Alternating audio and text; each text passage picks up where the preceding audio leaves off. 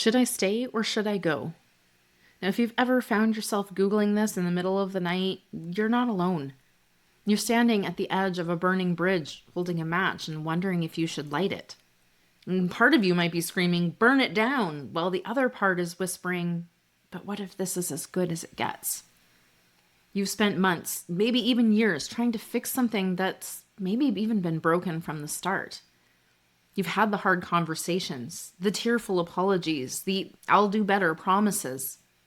But some bridges need to be torched, and it might just be time to light the match.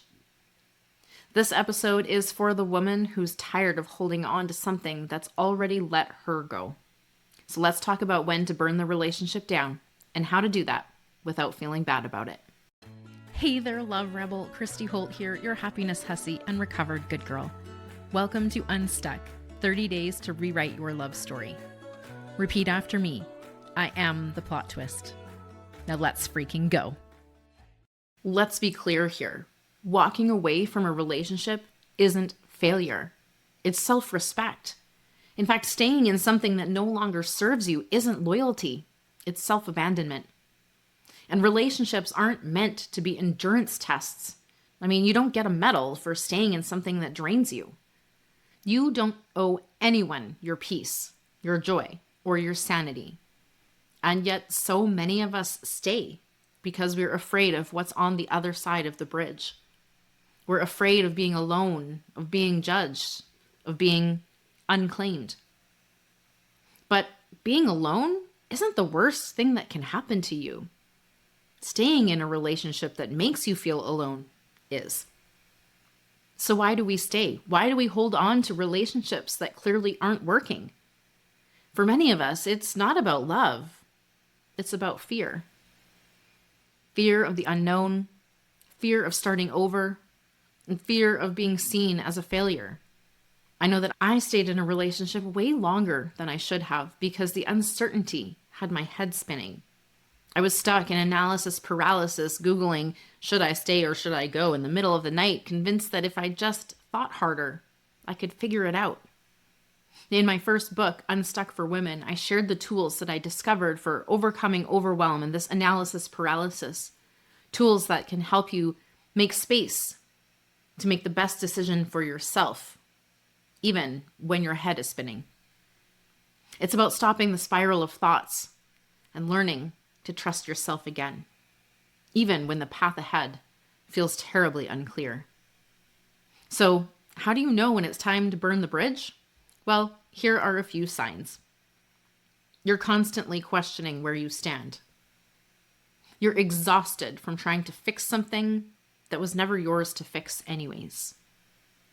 You've lost yourself in the process of trying to save the relationship. Or you're staying because you're afraid of what other people might say, or because you're afraid of being alone. If any of these sound familiar, it's time to ask yourself, what am I really holding on to? Because here's the thing, you can't heal in the same environment that made you sick. Walking away doesn't mean you're giving up. It means you're choosing yourself. It means you're saying, I deserve more. I deserve more than just breadcrumbs. I deserve a whole damn feast. And yes, it can be very scary, but staying in something that's slowly killing your spirit is actually scarier.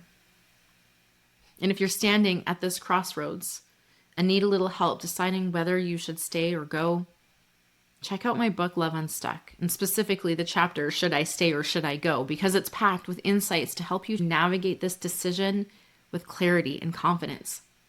And it's not about telling you what to do. It's about giving you the tools to trust yourself to make the right call. When you're feeling stuck or overwhelmed or unsure, your body is the best tool that you can have. So instead of spiraling into analysis paralysis, try this. Blast Flowers by Miley Cyrus. You can find it on the Rebellious AF in Love playlist, and the link, of course, will be below. Turn it up loud enough to drown out the noise and chaos in your head.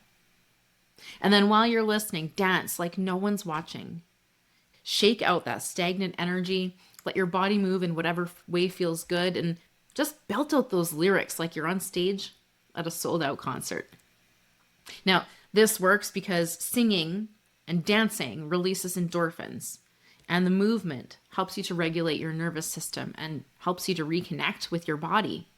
It's a way of saying, I'm here, I'm alive, and I'm done letting fear run my life. So the next time you're standing at the edge of that burning bridge, dance it out. Let the music remind you that you're not alone and that you're stronger than you think.